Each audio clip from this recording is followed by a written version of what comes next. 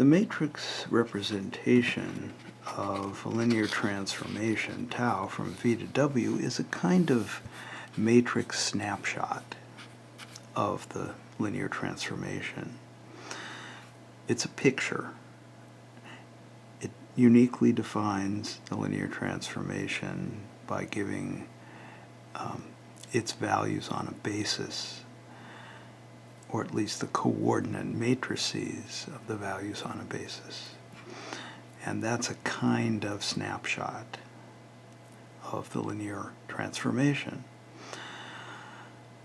And so one of the main goals of linear algebra is to find snapshots that clearly expose some of the structure or properties of the linear transformation.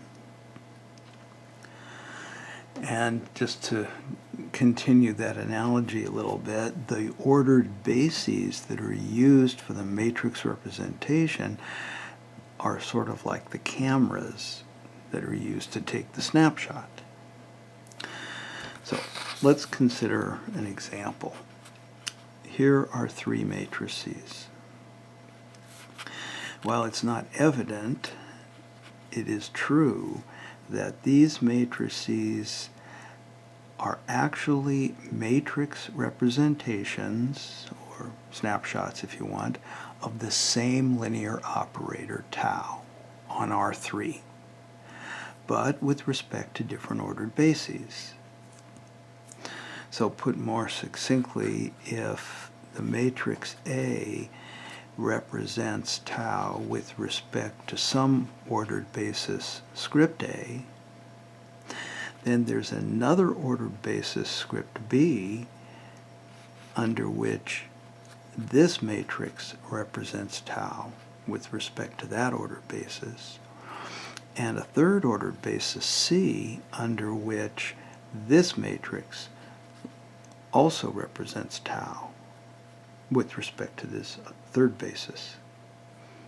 And the reasons for this will become clear later. Right now I'm just trying to give you a general sense, a motivation for where we are headed. Well, it should be pretty clear that matrix C exposes some important information about tau that the other two matrices do not very clearly expose. Although, of course, the information must be there because all three matrices represent the operator tau. For example, if C represents an operator tau, then with respect to an ordered basis script C, then this matrix representation tells us that for those coordinates, for that basis script C, tau has a very simple behavior. It does nothing to the first coordinate and multiplies each of the other coordinates by 2. And that's a very simple behavior.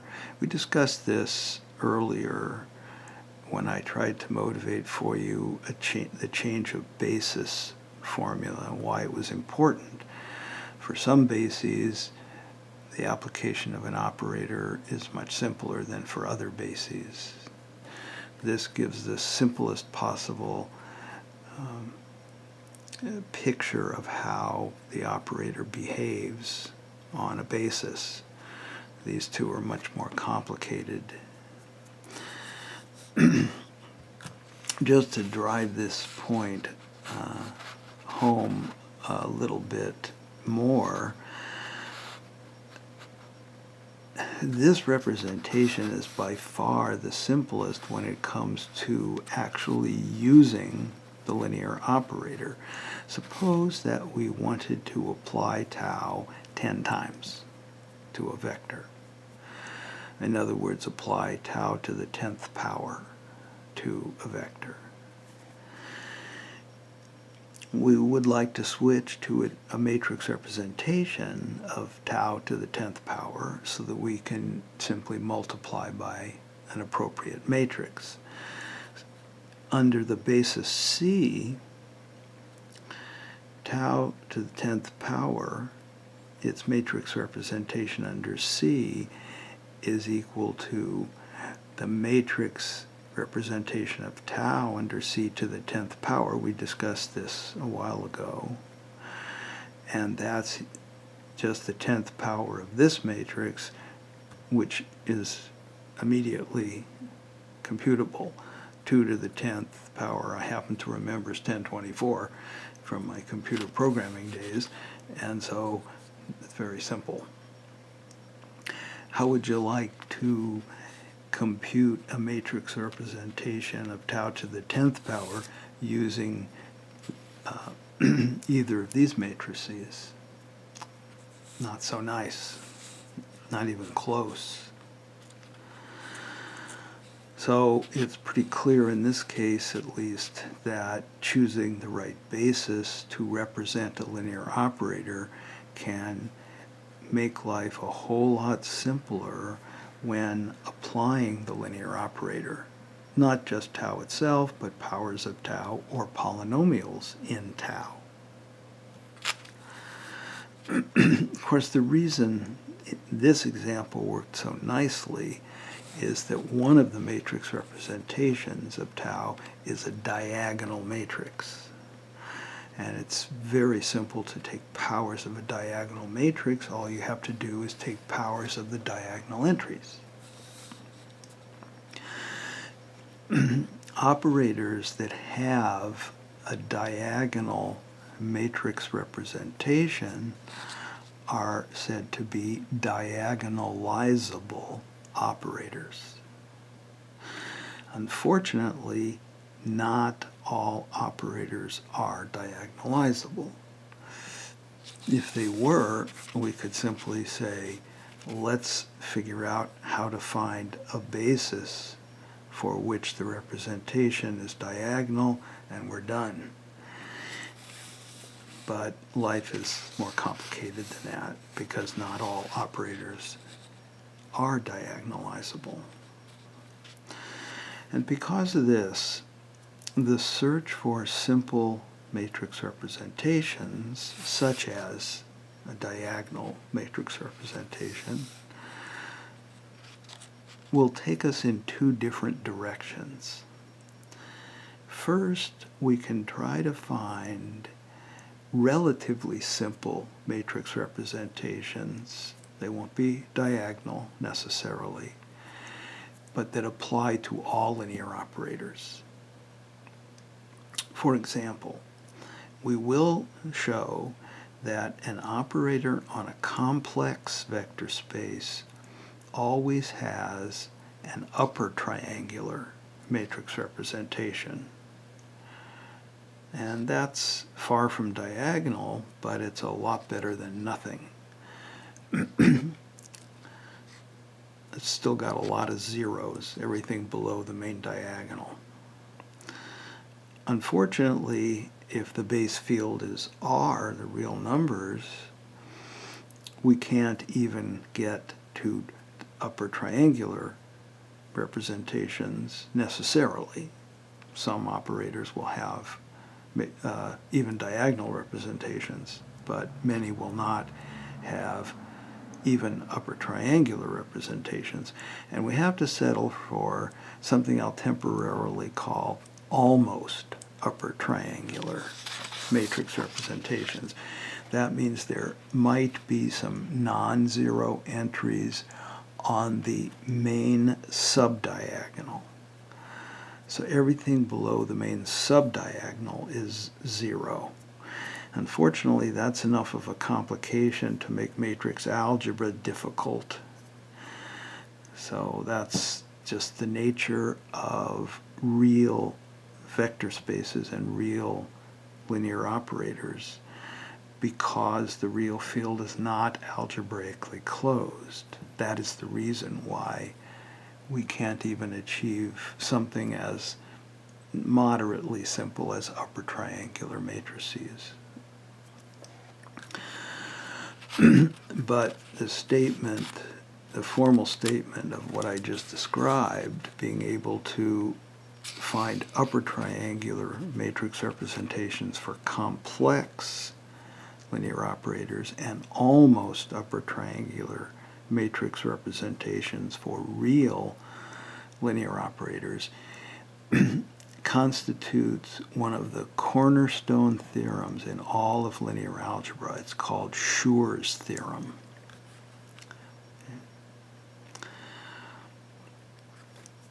And we will, of course, study Schurs' theorem and prove it in due course. Unfortunately, however, upper triangular matrices, and even worse, almost upper triangular matrices, are not really as simple as we would like.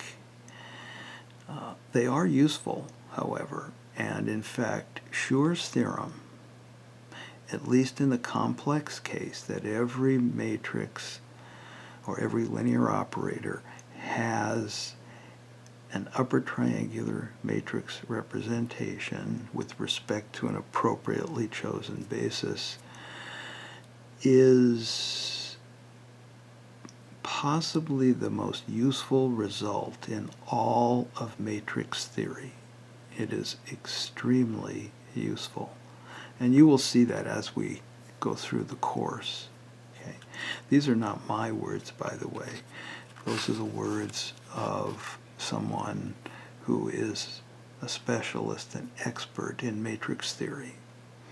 Schurs' theorem is perhaps the most useful result in all of matrix theory.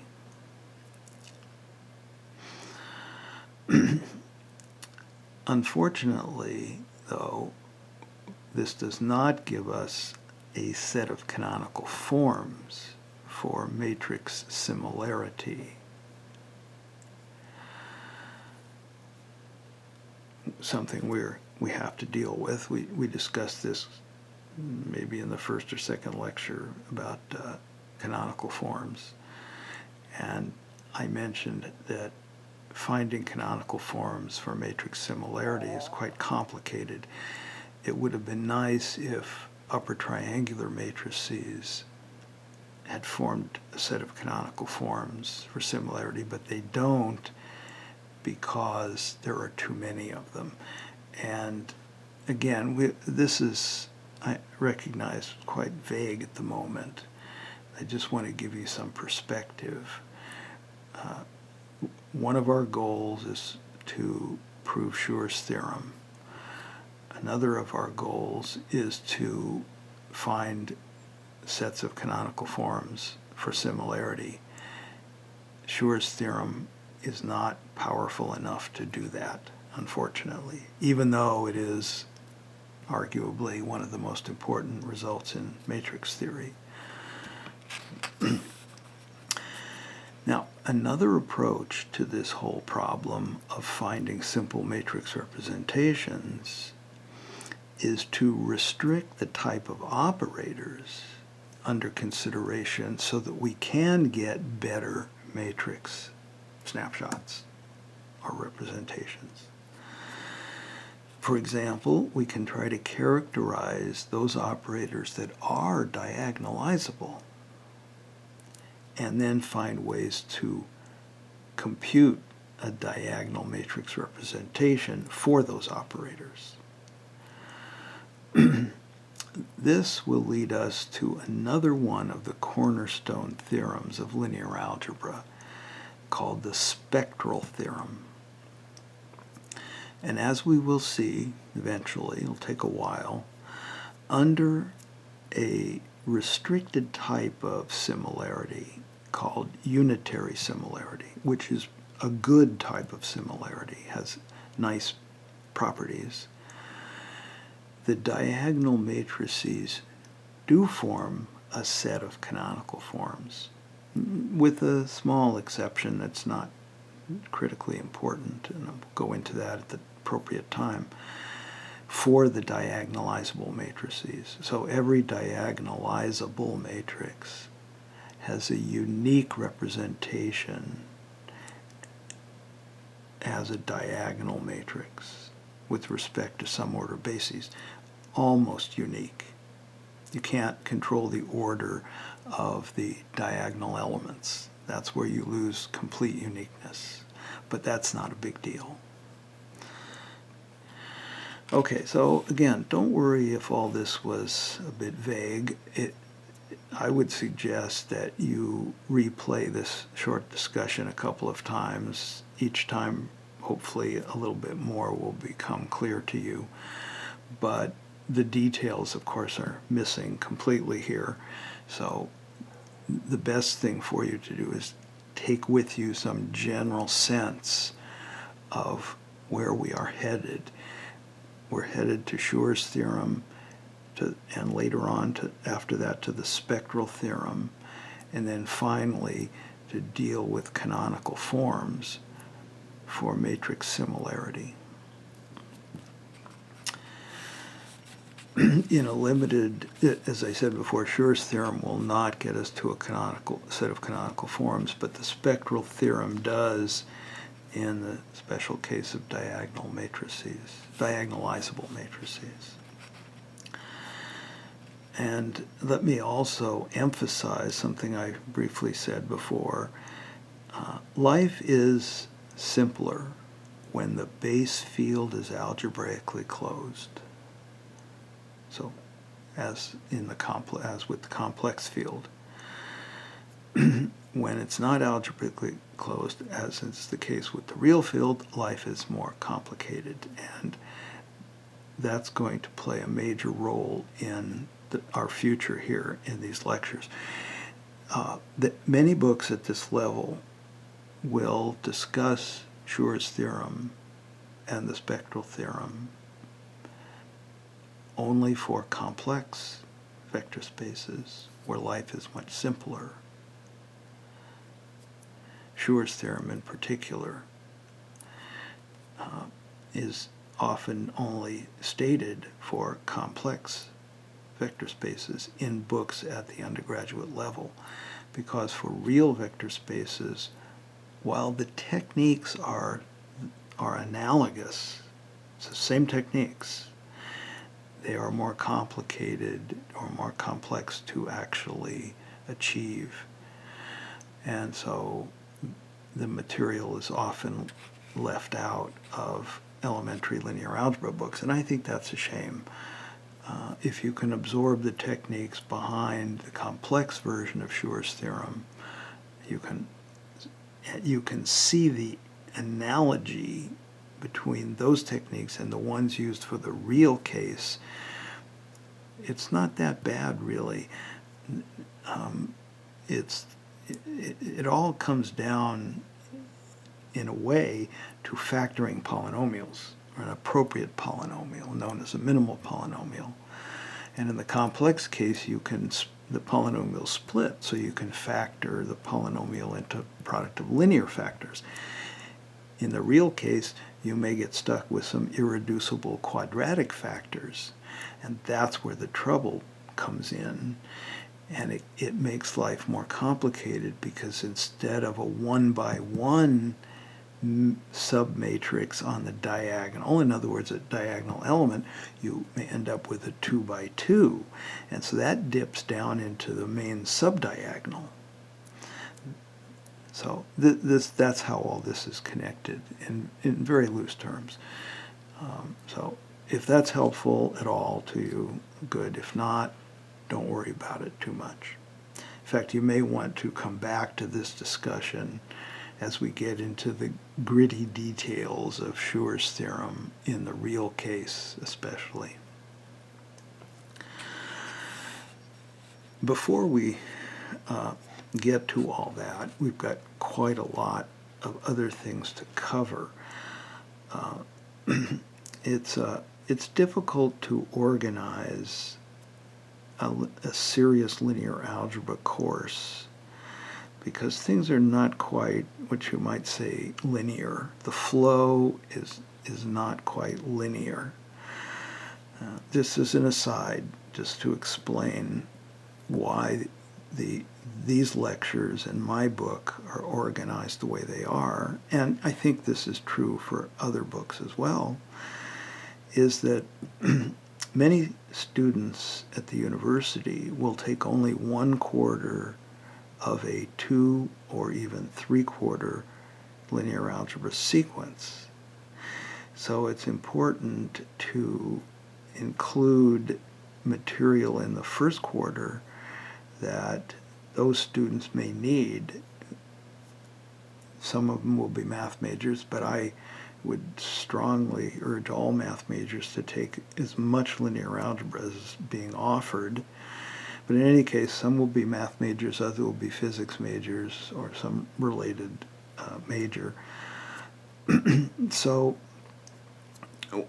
one of the topics that I think most people would agree should be covered by all students of linear algebra is inner product spaces. So that material needs to be covered. It needs to be covered anyway because this special type of similarity I mentioned, unitary similarity, requires the context of an inner product space. So after another little while, we have to break away from this discussion of matrix representations and talk about inner product spaces, which will take several lectures, many lectures. Then we can get back to this business of matrix representations.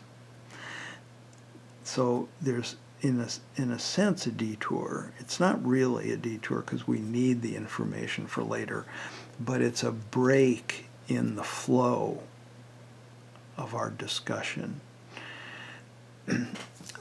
Hopefully by now you are getting the sense that one of the main questions that we have to deal with in elementary linear algebra is how best to represent linear operators by matrices. That's what we are discussing now. And then we're going to have to set that issue aside while we discuss inner product spaces. Then we can resume with that issue. What we do need to do next is do, for linear transformations in general, what we did earlier for vectors, and that is to find a formula that relates two different matrix representations of a given linear transformation.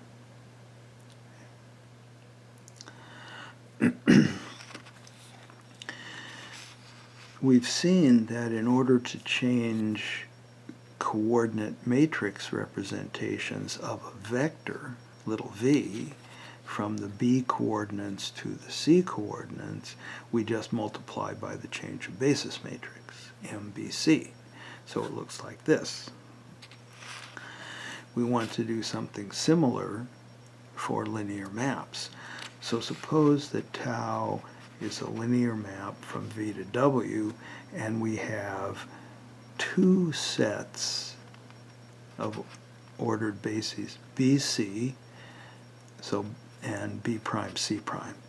We want to change from using these ordered bases to these ordered bases. We need a formula that changes the matrix representation of tau from the bc coordinates to the b prime, c prime coordinates. And it's not as hard to construct as one might first think. I remember even when I was a student a long, long time ago, I took this course in about 1968 at UCLA, and we used a book, a classic book called Topics in Algebra by Herstein, Israel Herstein, very famous algebraist. It was an excellent book, especially the exercise sets. But it's a hard book. And I found, even in that book, which is one of my all-time favorite algebra books, that the discussion of change of coordinate systems for linear transformations was difficult to follow. It seemed to become necessary just to memorize a formula. But what I'm going to try to do is show you where the formula comes from in a clear enough way so that if you can't remember the formula, you can reproduce it by a few simple thoughts, ideas. So here is the discussion. The two matrix representations, what we might call the old representation, tau BC, and the new representation, tau B prime C prime, this is how they are in fact defined. Tau sub BC is the matrix that when multiplying by V sub B gives you tau V sub C. And similarly, you just stick primes on the B and C. Note, of course, that this matrix, tau sub BC, accepts B-coordinate matrices and will convert, after applying tau to V, to C-coordinate. But you have to have a B-coordinate matrix here to multiply by tau BC. So what we want to do is duplicate the effect of multiplying by this new matrix representation using the old matrix representation. How do we do this using this? Well, it's not that difficult. To duplicate the effect of tau B prime C prime using tau BC, first, when I say the effect of tau B prime C prime, I mean multiplying it by a coordinate matrix. But this is a B prime coordinate matrix. We can't use the old representation unless we have B coordinate matrices. So the first thing we do is we switch from the new B prime coordinates to the old B coordinates. And that's done by multiplying by the change of basis matrix, M B prime B. We multiply V sub B prime by M B prime B, and we now have V sub B. We can then multiply by the old representation. That will bring us to this point.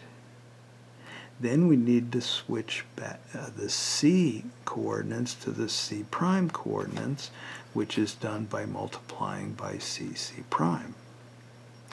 So this matrix times this matrix times this matrix will give us this matrix. Switch from B prime to B so that we can apply the old representation, apply this representation, then switch from the old C to the new C prime. Here's the formula. Okay. The new matrix representation, tau B prime C prime, is the same as first switch coordinates from B prime to B, then apply the old representation, then switch from the resulting old C coordinates to the new C prime coordinates.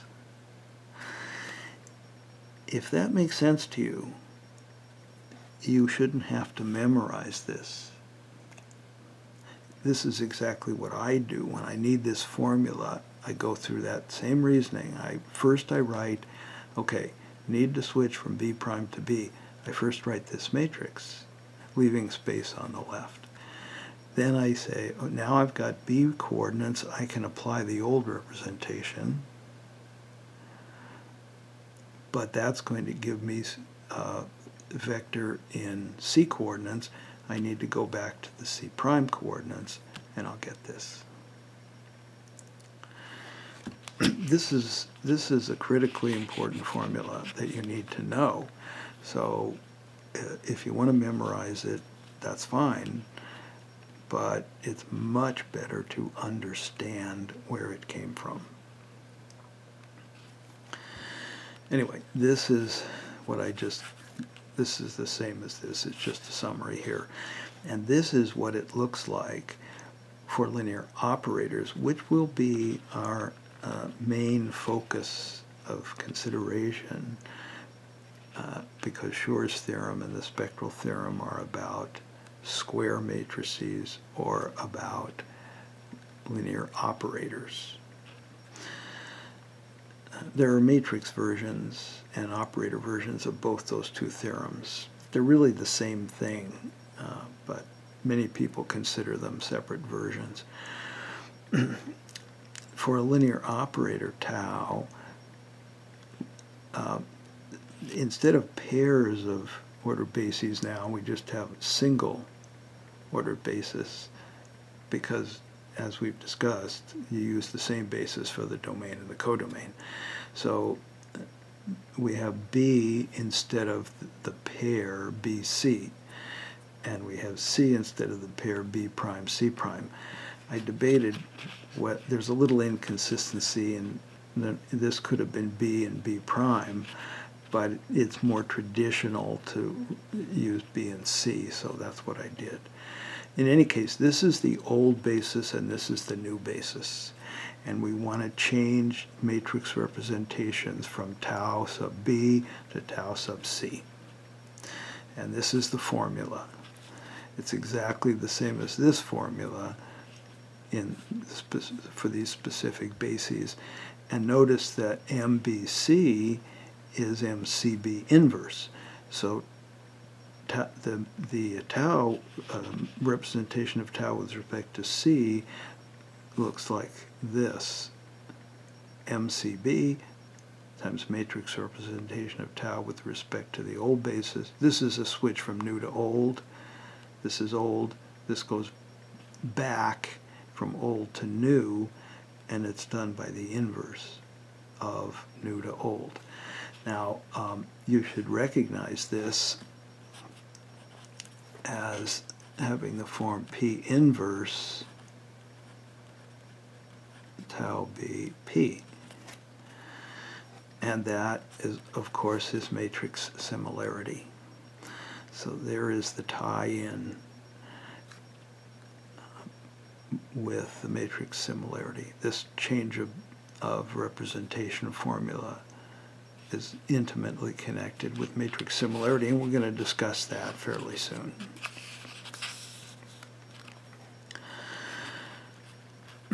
Suppose, as an example here, suppose that A is an n by n matrix and B is an ordered basis for Fn. A is represented as the operator A is represented by the matrix A under the standard basis. Suppose, so that's square bracket A sub Sn. This is actually the matrix A. If we want to represent A, again, the linear operator A, multiplication by A, using a new basis B, here is the formula. And MBSN is, by definition, this is the change of basis matrix, so we have the new coordinates of the old basis vectors. But because this is a standard basis, when you take a vector in Fn and you take its coordinates with respect to the standard basis, you just get the vector itself. So the columns of the change of basis matrix are just the B basis vectors. Example, here is a little 2 by 2 matrix operator. I called it tau. With respect to the standard ordered basis S2, it represents itself.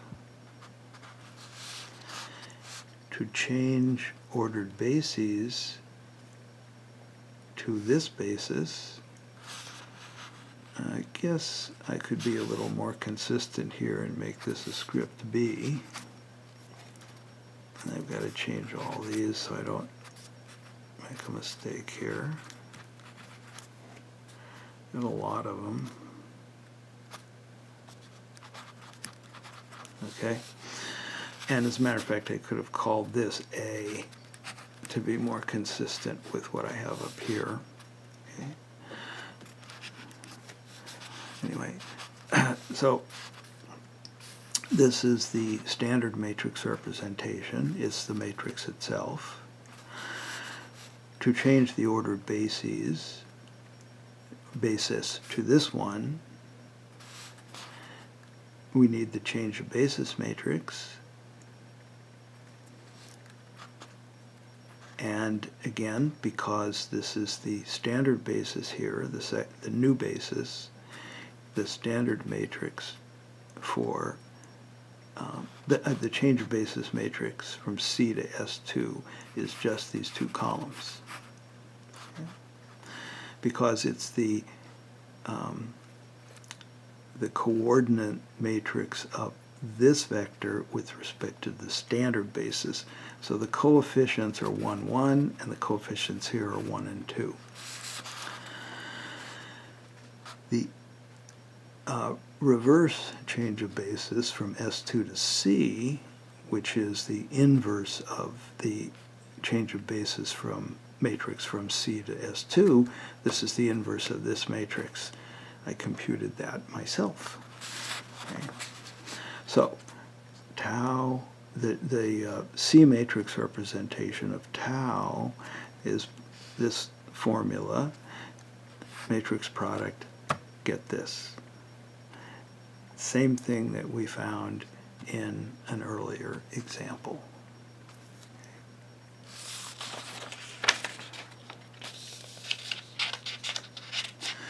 And now, by the way, that we have found the two change of basis matrices, the M S2C, so this is old to new, this one is new to old, we can use them for any matrix, well, 2 by 2 matrix.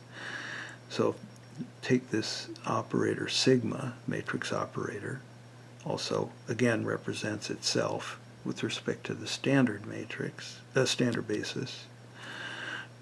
If we want to change to the representation of sigma with respect to the basis C that we've just defined, we use the same two matrices on both sides of the new sigma here, and we get this matrix representation for sigma.